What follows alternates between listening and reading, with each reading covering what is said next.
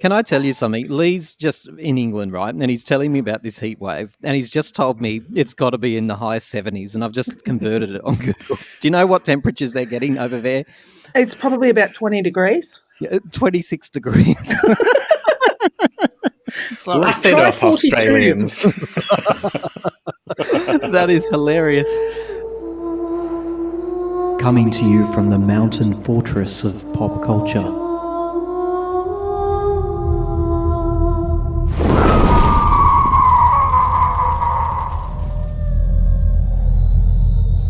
You're listening to Time to Talk.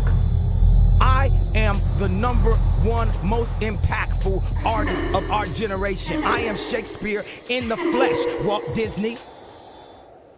Welcome to our pop culture fortress, where the final loyal few remain barricaded in their fight for everything wonderful about popular film, TV, and music. You will never bring us down. Pop is not a dirty word. Now, did you know that Ashton Kutcher's girlfriend was stabbed to death by a serial killer? Or that Shirley Temple and other child actors of her time were forced to sit on blocks of ice if they misbehaved on set? I wish Mother was here. And did you know that Betty White is literally older than sliced bread? If I had a dick, this is where I'd tell you to suck it. Tonight we're looking at pop shockers. We go behind the colourful veil of music, TV and film to expose some of the little-known facts and stories that pop lovers like us don't typically hear about. Lee and Paula are with me here in the fortress. Hello, friends. Good evening. Lee, listen, you and I have done this for a while. Pop culture it's usually all glitz, it's all glamour, it's smoke and mirrors, but behind the scenes, sometimes that's where you find the real juice, right? Spackle over sandpaper is what they say. Spackle over sandpaper. I love it. Yeah, that's it. And Paula, you've dug up some dirt for us tonight too, and Lee, you have, and I have. We're about to plough through it. What was it like looking for the dirt? Well, I found it a little bit conflicting. I'd come up with an idea, and then I'd get a better idea, and then I'd get a better one again. So it was like I was like, oh yeah, I'll do this. So I actually spent a fair bit of time doing research. So it was basically a lot of fun. Well, I try to stay away from anything that I like because I don't want to be disappointed. So I don't want to find out that my favorite members of a band hate each other and are only doing it for the money. So I've stayed away from anything that could make me tearful. You didn't want to take the glean off something you loved. Like you didn't want to find out that behind the scenes of Mrs. Doubtfire there were knife fights between Robin Williams and the Flying Nun. No, I didn't. That would make me sad. Yeah. That would make me very sad. Yeah. All right, I'm going to kick us off. Like, there's stuff here that I reckon most people will probably know, but it was news to me, I have to say. Did either of you even know in the first place, this story gets a bit deeper, that Mia Farrow was actually married to Frank Sinatra? Yes, I knew that. But as it turns out, even though they got married and divorced, they remained friends every day. In fact, the quote that stands out to me is that every day, Frank, who was very distrustful of most people, there were 3 people he spoke to every day. Mia was one of them. Okay, so wow, yeah.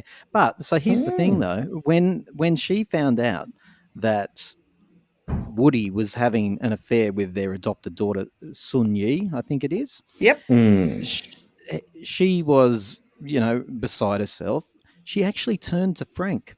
She turned to him and he offered, that listening ear and that compassionate ear. But Lee, what do you reckon Frank might offer above and beyond a bit of compassion and a listening ear? Oh, I don't know. How old was... Because I'm thinking she must have been very young when she married him. She was. He must have been quite... he must have been not in the first flush of youth, I wouldn't have thought. It's always the way, isn't it? Just like Elvis, Frank, they all married 16, 17-year-olds, didn't they? I wonder if it was the whole father figure thing then. I've just Googled it, and he was 30 years older than her. Oh, wow. Goodness. Well, it doesn't She was 19, me, and he was 49 when they married. Wow. Okay, 19 and 49. Mia goes to Frank and is, maybe like the father figure, I suppose you're talking about there, Lee. But he gives her a cuddle, and then and then he goes off and gets her a surprise gift. He tries to take out a contract to get Woody whacked. Oh my Oh, goodness. Yes. So, and this is absolutely true. He goes because he has links famously to the mob, and there are all kinds of documented names in the story I'm telling you here, which I won't go into. But just generally, he approaches mob bosses, and he's like, first of all, I want him kneecapped. But he goes a step further. No, I'm actually going to, and she testified to that in court. By the way, she took it back and said, "No, no, I was only joking," and that's because her solicitor stood up and went, "Say no more, Miss Farrow." So she shut up. But as it turns out, he got a lot more. He was looking for a lot more than a kneecapping. He actually wanted Woody rubbed out, and he approached the mob bosses, but the mob actually acted with some ethics back then, and they were like, we're not going to set that sort of precedent. If we're going to start knocking people off for going and having affairs, then we're going to lose our reputation. That would be terrible for our image. Yes. I don't know what film it was, but he'd thrown a bit of shade, as they say, at Frank Sinatra by, in one of his films, there was a character, and it was an aging loser musician who was over the peak of his career and pretty pathetic. And apparently that character was based on Frank Sinatra. So I'm sure that would have infuriated old Blue Eyes as well. Wow. Well, I don't have anything as dramatic as that, but I have a little bit of information about Kylie's amazing "Can't Get You Out of My Head," that song that was like number one all around the world. So Was that the gold hot pants one? no, it was the one with the on the rooftop in the car. Well, she wasn't on the rooftop in the car, but she was in the car at some point. And I'm quite thinking, what videos? So originally, it wasn't supposed to be her song. I always assumed that it was written for her, but it wasn't. It was written by an artist called Kathy Dennis, who was a pop singer in her own right. But it was offered to lots of different people who turned it down before it was offered to Kylie. So it was offered to a pop group called S Club 7. Did you ever have those in Australia? Did they make it over? They did. Yeah. Club. I want to show you how. Yeah, something like that. Yes. Yeah, so they offered it to them, and they didn't want it. They also offered it to Sophie Ellis-Bextor, who is a British pop star. Murder on the dance floor. Yes, she didn't want it. So it was played to Kylie. So she was like looking for songs for her album, and they played lots of different songs. And she was like, when they played I Can't Get You Out of My Head, she was like, I want it. I want it now. And insisted that within 30 minutes, she was recording it. And the rest is history. Completely different version too, Lee. The one that the demo was the one that she toured on a Night Like This tour around Britain and Australia. That's sort of like the demo-ish version, and I remember listening to that in Sydney, and to my shame, I thought not much of it. I thought, yeah, it's all right. But then when I heard the produced version, geez, that was slick. But yeah, all these people knocked it back. How? Although they would probably be beating themselves up. But Kylie turned up Toxic as well. Turned down Toxic. I believe so. Yeah.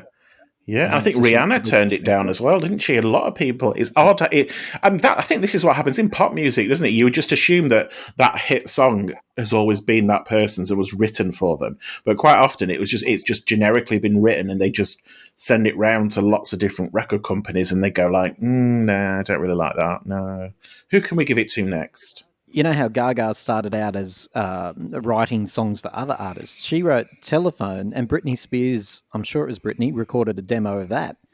Then it wasn't released or used on an album, so Gaga did it, and it's one of her best tracks.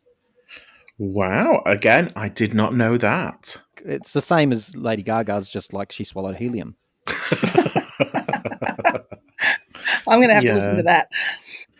What have you got for us, Paula? So yesterday there was a fair bit of traffic on the news sites across Australia with the passing of John Cornell, who's played the character Strop in the Paul Hogan show. Oh, yes. Now, I'm not sure if you had that in England, Lee, the Paul Hogan show. It was very popular in the 70s and early 80s. Was it like a sketch show? Yes. Like it? Yeah. Yes. See, we did have it. Yeah. Yeah, so Paul Hogan's offsider was Strop, who always wore the surf life saving hat with the tags at the side. So he passed away yesterday, age 80, following a 20-year battle with Parkinson's disease. So I found out some interesting stuff about him in that not only was his wife Delvine Delaney, they were married for many, many years, and she was by his side when he passed away yesterday. But he also had a lot to do with World Series cricket, and actually was very tight with Kerry Packer in the whole concept of it. He apparently took the concept to Kerry Packer and approached the people who wrote the song "Come On Aussie, Come On." So my interesting fact, though, is that John Cornell's wife, Delvine Delaney, who we also know from Sale of the Century. She was Sale of the Century. She was the second host after Victoria Nichols. So Delvine Delaney has a sister. And Delvine Delaney's sister's name's Cassandra, and she goes by the name Cassie. And Cassie was married to Bob Denver. Not Bob Denver, John Denver. I kept getting that wrong. Really? Bob Denver's Gilligan. John Denver, the singer. Yes. Wow. Oh, my goodness. I didn't know an Australian was married to John. He died in the plane crash, didn't he? He did die in the plane crash, and I did a little bit of digging on our mate John, and it wasn't a happy marriage. He'd been told his whole life that he was unable to father children because he was sterile, and then lo and behold, he marries Cassie Delaney, and they have a kid, which is wonderful. But he was she's published in Woman's Weekly some years ago a bit of a tell-all story. Apparently he was a bad drunk and a bully and lots of domestic violence, and she divorced him. Well, no, he just made his mind up that he wanted a divorce one day and said, no, I don't want to be married to you anymore, get out. And they went through a very big custody battle over the child, a little girl called Jessie, and she won full custody, but on the proviso that she stayed living in the US, and so he had access whenever he wanted to see her. Oh, my goodness. Gee, so there you go. Connections. That's crazy. And he, I think, was well known for like very dark depression as well as yes. Yeah. So, yeah. And so some speculation about the plane crash, I think, being a suicide. Yes. Yeah. Yes, and there's never been proven, obviously, but so that was all very enlightening for me yesterday, and I thought it was nice and contemporary, and I couldn't wait to share it with you. I have to say, like, he was also, it's always the contrast, isn't it? His songs some of them were so beautiful and romantic. Oh, Annie's song, beautiful. Them, right? Perhaps Love. But yeah, it was like, it's fascinating. And Delvine Delaney, a little sex pot. She was hot. Yeah, she's still hot? She's aged well. Yeah, she still looks the same. You know, there's a bit of grey in the old hair, but yeah. I think that started when she started working with Tony Barber. Quite likely.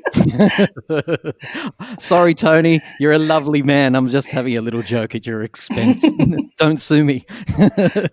Oh, good stuff, Paula. That's really fascinating. I love it. Yeah. And an Australian twist on it too. By the way, this is for all the people listening. Do you know, for the longest time we've been doing this podcast, this may be the first time that I've managed to find a fellow Australian to join me. So go the Aussies. Woo! Come on, Aussie, come on. Come on, that's it, exactly. So sucked in all the people listening. If you're not getting any of the references, that's your problem. Ha ha. Usually I'm the one going, who's that? What's that boy who's got the star struck at the moment? What's his name again? Ollie Alexander. Yeah. I had to ask. Apparently he's been huge in some band over there in the UK, and they just talk about it as if I should know. But this time you should know who Paul Hogan is, you should know who Delvine Delaney is, and you should know who Tony Barber is. I know who Paul Hogan is because he was Crocodile Dundee, but I don't know who the other two are. Yes, he didn't age as well as Delvine Delaney. No, he didn't. And Strop, or John Cornell, the actor who played Strop, actually produced the movie Crocodile Dundee. Oh, yes. Oh. Didn't he marry the actress that played the love interest? But I can't remember what she was called. Linda Kozlowski. Kozlowski, yes. And they opened up they bought the pub in Byron Bay.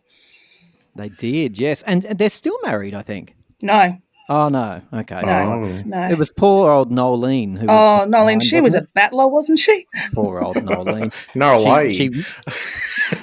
Noeline and Paul. And Face like a Noeline, smacked bum, I got to say. oh, stop it. That's so rude. Sorry, Nolene, if you're listening.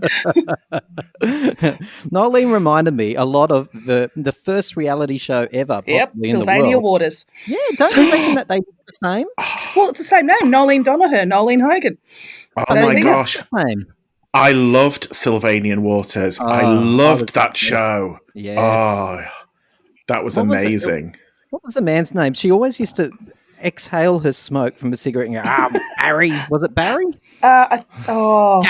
Barry. She used to, oh God, it was awful. It was so embarrassing to know overseas people were watching this because it was so close to home, actually. It actually really was quite accurate because we'd had Neighbours and Home and Away, and they presented this sort of more romantic and fun and light version of who we were. But And you then get Nolene Donaher. which was actually more close to my house than anything else. Didn't they live in a huge house on the river?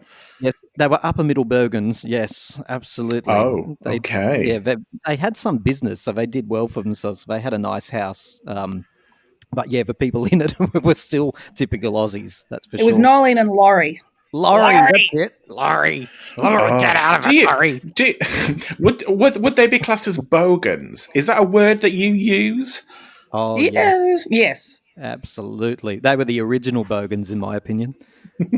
I think you're right. Oh, my goodness. Gee, we've had to walk down memory lane here. I can't believe you know about Sylvania Waters. How embarrassing. Yeah, I'm impressed. No, it was they were shown on BBC on primetime years ago. It was amazing. It's just come back to me now when you mentioned it. I'd completely forgotten all about it.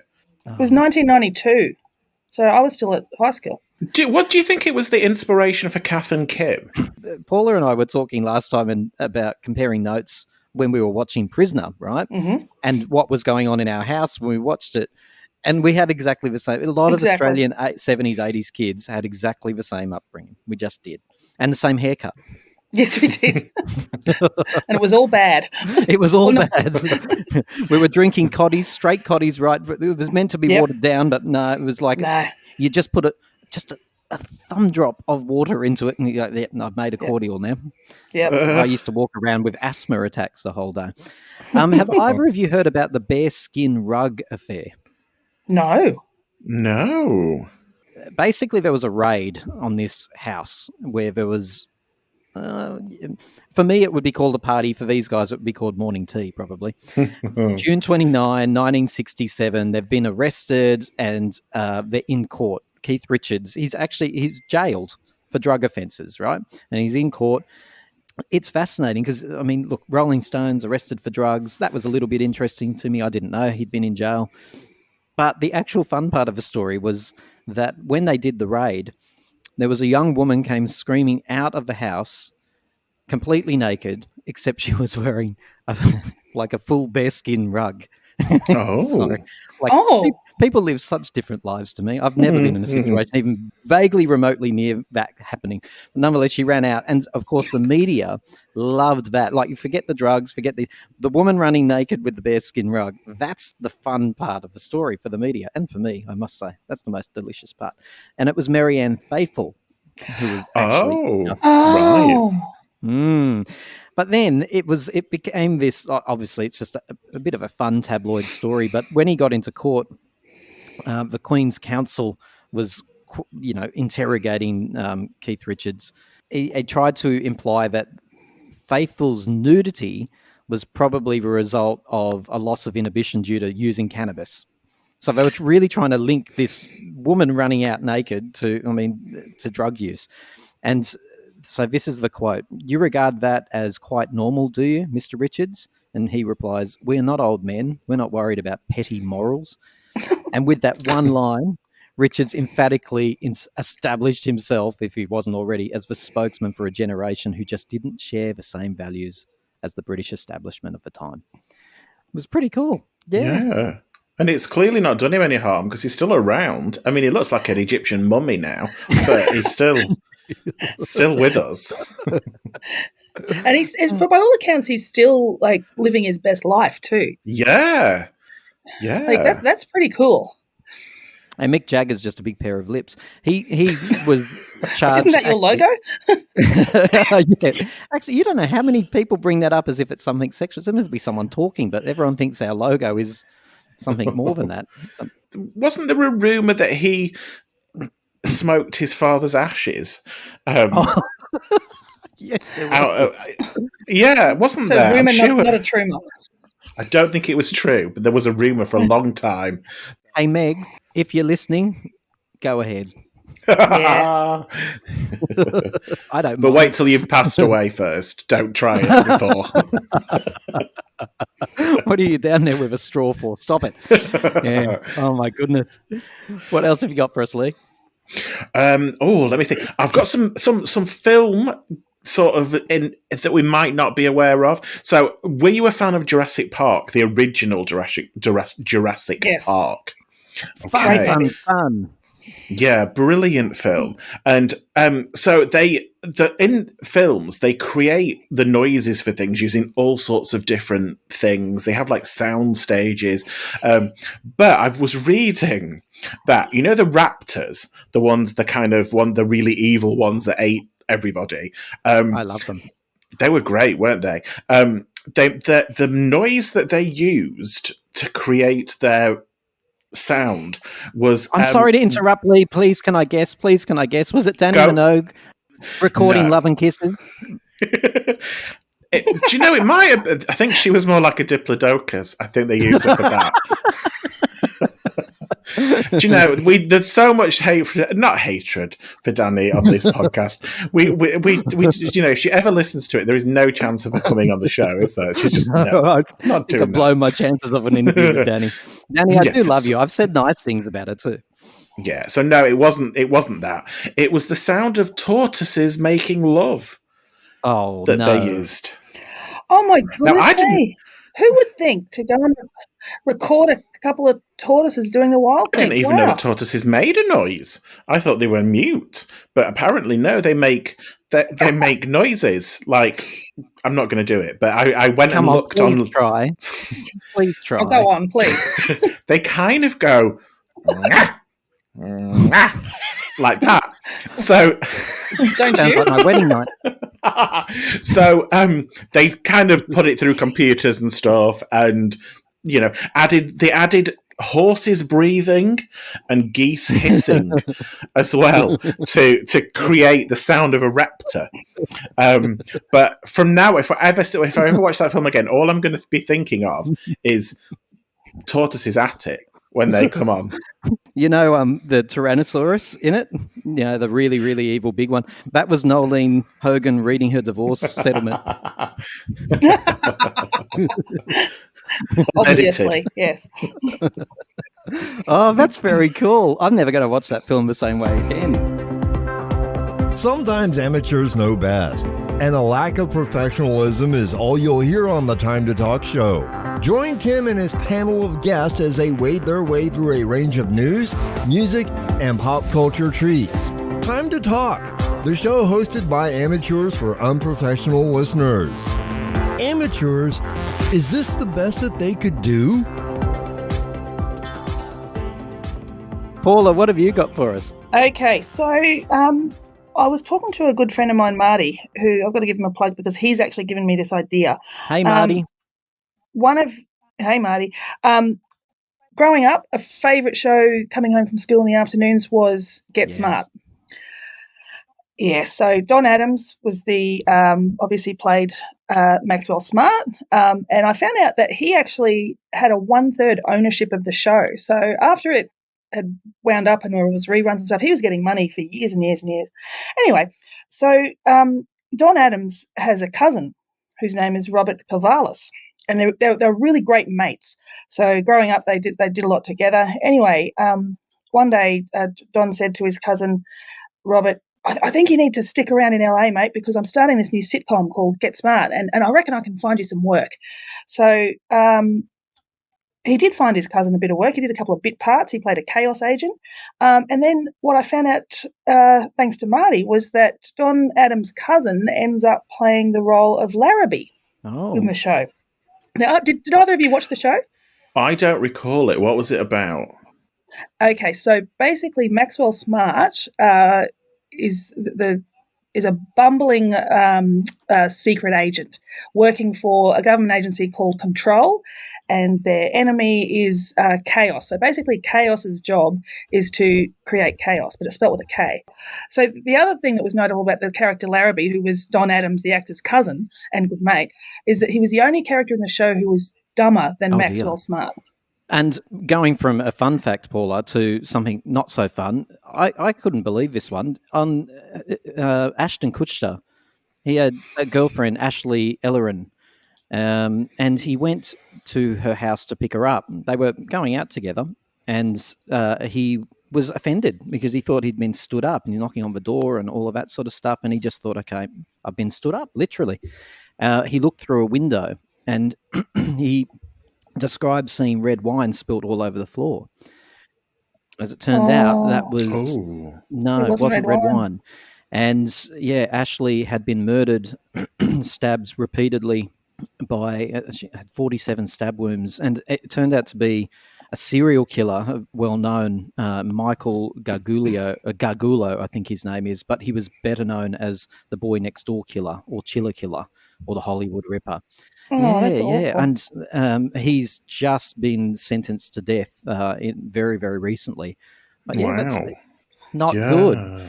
Pick us back up, Lee. Oh, do you want a story about the Wizard of Oz or a story about E.T.? Let's go down a Wizard of Oz rabbit hole, and I'll help you out if that's all right, because I've got about 60 here.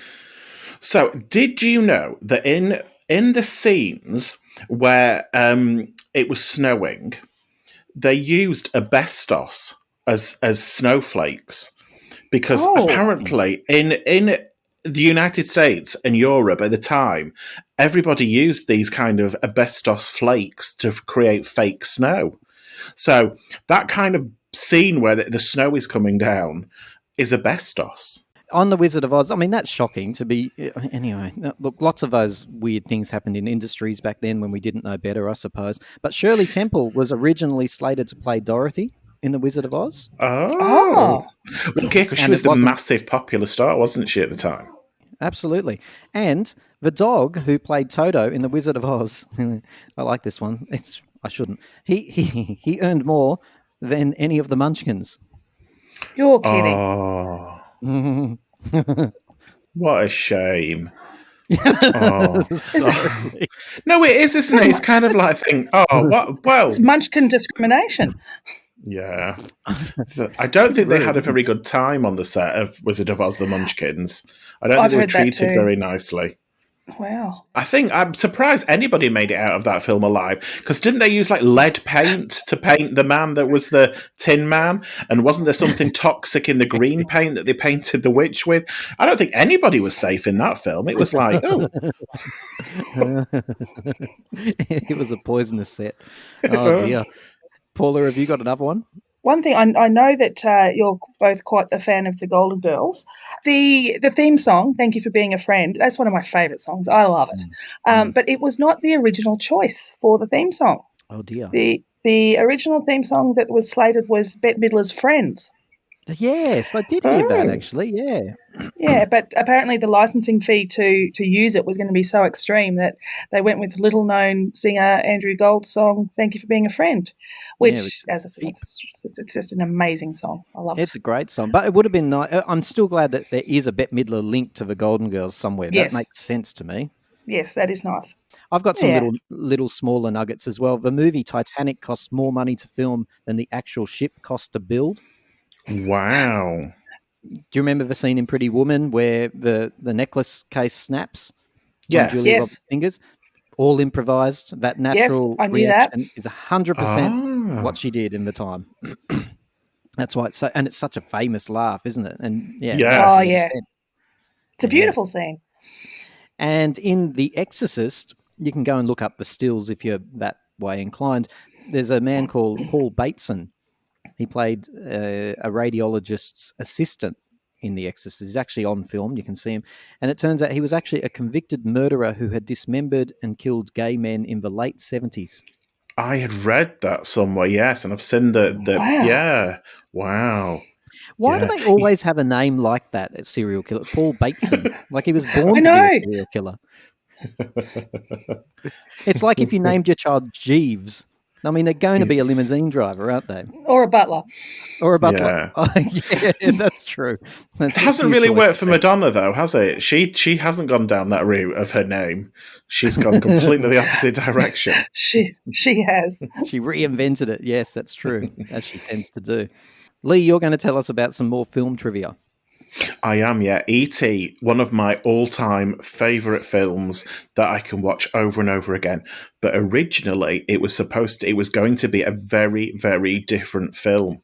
So originally, Steven Spielberg was going to produce a filmmaker called John Sayles' script called Night Skies, which was about a rural family invaded by aliens that could kill with a touch of their finger.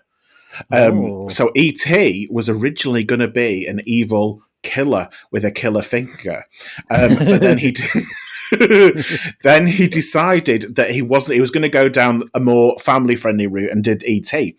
But the idea that he kind of had, he kept and then made Poltergeist out of it. I'm not quite sure how he made Poltergeist out of it because I don't think there's any killer aliens with fingers in that one, but. Perhaps I missed that, but yeah, and that I was like, oh, wow. Can you imagine, Lee? So Steven Spielberg, he's sitting there in a fancy leather chair with his cigar and his spectacles and a little lamp, and he's reading the script for E.T. And people are killing each other, and the family's been massacred, and Drew Barrymore's lying dead on the floor. Oh, she was so cute in that movie. He puts it down, he stubs out his cigar, and he goes, "I'm going to ask for a rewrite." Yeah, I'm not feeling that's exactly how it played out. Do you know, here's another fun fact, that E.T., the actual, what it ended up looking like, was based on my grandmother. Is that so? Really? Well, that's what our family says anyway. We assume that they got hold of one of the photos. And, yeah, there you go. We've got this Australian woman and we think she'd make a great alien. Or Sophia from the Golden Girls, possibly. Well, when he has the wig on at some point, when they dress him up for Halloween, there is a bit of a Golden Girls vibe about him. Do you not think? Yeah, I can. Yes, there is. I can see that. And talking about the Golden Girls, Betty White is literally older than sliced bread. Oh, isn't that wonderful? She turned all potty mouth, though. I think to get the laughs these days, she has to go on late night talk show and just. But there's nothing funnier than a really, really old lady saying really rude words. If I had a dick, this is where I'd tell you to suck it. I was about to say, it's akin to hearing little children swearing. That is always funny. But old people swearing is also, especially Betty White, because she's like an icon. Yeah. But yeah, I love that. I love the fact that she has got a potty mouth. Yeah, she's 97 years old as we speak today. She was born in 1920. Wow. I thought she was older. Yeah, okay. So the first time a pre-sliced loaf of bread was sold was over 6 years later in 1928. Oh my goodness. So what do you reckon, Lee? Should we be, when people say it's the best thing since sliced bread, should we change that? Update it's the best thing since Betty White. It's definitely. Yeah. Yes. Yeah. I'm going to do that. Okay. Were both of you fans of the film The Bodyguard? I wouldn't say I'm a fan, but I've seen it, and it's a good movie. I had a feeling Lee would go, yes. But yes. Probably more the soundtrack than the film. It's a great soundtrack. Okay, obviously propelled Whitney Houston to fame, but get this. They were going to make a sequel, and this is not just speculation. This is the real deal. They were in talks with Princess Diana to play the lead female role in Bodyguard. Yes. 2. No way. I heard that, yes. It's a real thing. Costner himself has confirmed it. He said that he was explaining the plot would have involved the character protecting Diana from stalkers, the paparazzi, before their relationship eventually turned romantic, as it does, because that's what females tend to do. They need to fall in love with the masculine, the man who knows all. He said a first script for the project arrived on his desk the very day before Diana died in her car crash on the 1st of August 1997. Wow. But I don't think that should have ever been made if what happened hadn't happened. That was exactly. I nearly said something really inappropriate then, and I edited myself in my head. I nearly said that would have been a car crash, and I stopped myself. Oh, Lee. But no, it should never have happened. That wouldn't have been good, would it? No. Well, who knows? She might. I mean, look, she was very theatrical. She loved it. Remember that time she went out and did Uptown Girl on stage? Yes. Really Prince embarrassed Charles hated herself. that. Oh, he did. Yeah. And she made, she I don't know if she danced with John considered herself a Travolta. singer. She did, yes, absolutely. She was very elegant. Oh, she was beautiful. Costner recalled that he and Diana had discussed the film in some detail, and this is the quote from him. I just remember her being incredibly sweet on the phone, and she asked the question, are we going to, hang on, are we going to have a kissing scene? And Costner said, she said it in a very respectful, nervous way because of the way her life was governed. And I said, yeah, there's going to be a little bit of that, but we can make that okay. I would have liked to have seen, like Whitney coming in at a certain point and going, "He's mine," and them having like a massive fight, like Yes. a dynasty-style fight in a fountain and everything. Yeah, Fake This slaps. uppity white woman in my house for.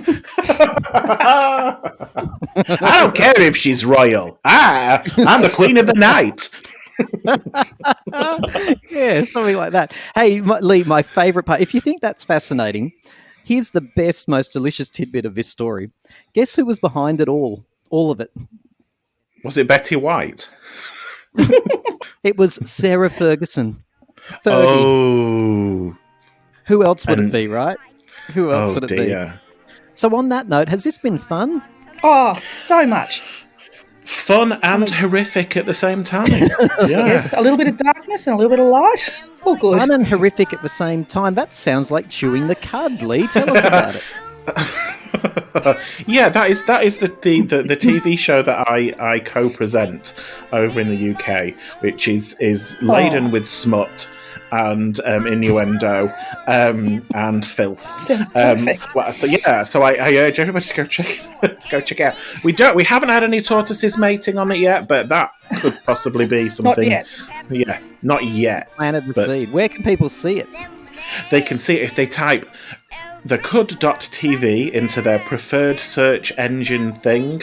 I'm not very technical. It should come up. Oh, I've just found it. And Paula, it's been a pleasure having you on the show too. I Thank know you that this so is all much. new to you, but you are a pop culture fiend. I do love it, I have to say. And this has been so much fun. Paula is a lady, Lee, who has watched Prisoner, Cell Block H, the whole thing, remembering that there's more than 600 episodes, about a dozen times. Yeah. Wow. 692 to be precise. And she's only 19 years old, so I don't know how she's doing it. I know. That is dedication. I was very impressed with myself when we were talking last week, Tim, and I was trying to remember which episode Joan Ferguson entered the series, and I was like, it's about 287, I think, but don't quote me. Well, it was actually 284. I was 3 episodes off. Oh, wow. And that was just off the top of my head. That is disturbing levels of knowledge right there. I know, I was a little bit disturbed myself, but then I was like proud as well. Well, say hello to your sister Cairo for us, and if people want to Certainly hear will. more of Paula, they can listen to our podcast about Prisoner Cell Block H, which we have recently uploaded. Thanks, Lee. Thanks, Paula. Thank you, both. I've had a ball. You may leave Totally the fortress. welcome.